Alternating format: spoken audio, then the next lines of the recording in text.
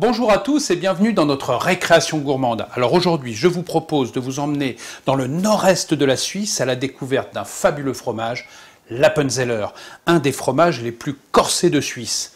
Qu'est-ce que nous allons faire? Eh bien, c'est relativement simple, des petits tours de main, des petites recettes pour un apéritif super convivial. Alors, la première recette, un 1001 feuilles d'Appenzeller extra. Pour les réaliser, il nous faut de la viande des grisons, une feuille de nori, un peu de confiture de cerise noire et bien entendu de l'Appenzeller extra. Je vais tout d'abord commencer par découper des tranches fines de fromage. Alors je vais badigeonner toutes les tranches de fromage une à une avec la confiture de cerise noire préalablement légèrement tiédie. Ensuite, je place les tranches de viande des grisons sur les tranches de fromage. Je remets une légère couche de confiture et je rempile le tout comme un millefeuille. Je presse légèrement et je le mets au frais pour une bonne heure. Durant le refroidissement de votre millefeuille, découpez la feuille de nori en petites bandelettes très fines. Une fois bien réfrigéré, je découpe en petits rectangles mon millefeuille.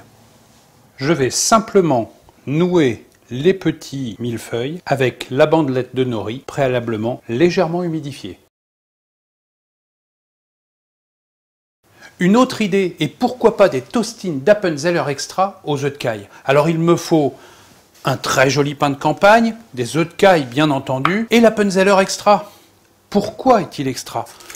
Tout simplement parce qu'il a été affiné pendant 6 mois et surtout frotté à l'aide d'une préparation mystérieuse dont la recette est gardée secrète depuis plus de 700 ans. J'ai tranché le pain en jolies tartines épaisses, puis à l'aide d'un emporte-pièce, découper des petits ronds.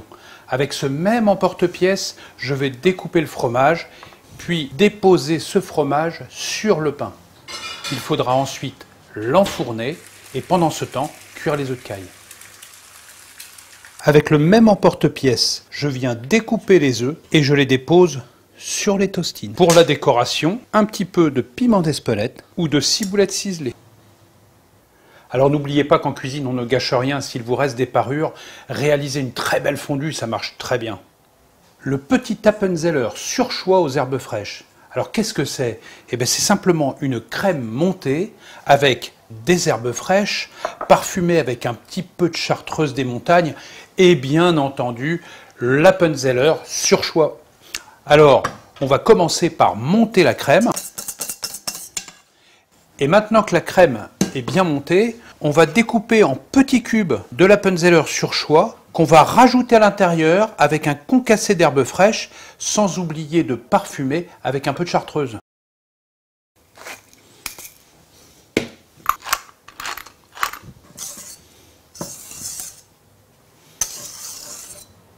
Alors j'ai réservé la crème au frais et là je vais tailler des tout petits bâtonnets qui vont nous servir à la décoration.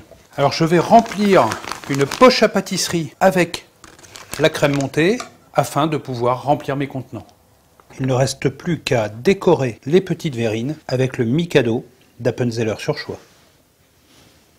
Et si on réalisait des sandwichs d'Appenzeller sur choix en velours de marron?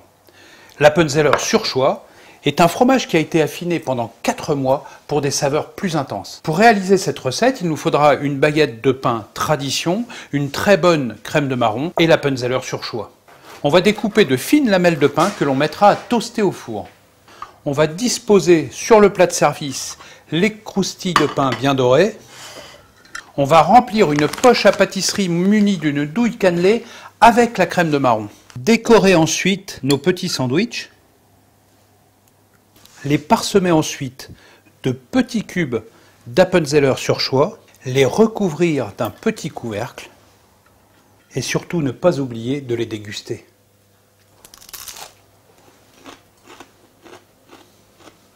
Bonne dégustation d'Appenzeller à tous et n'oubliez jamais que c'est par la faim que tout commence.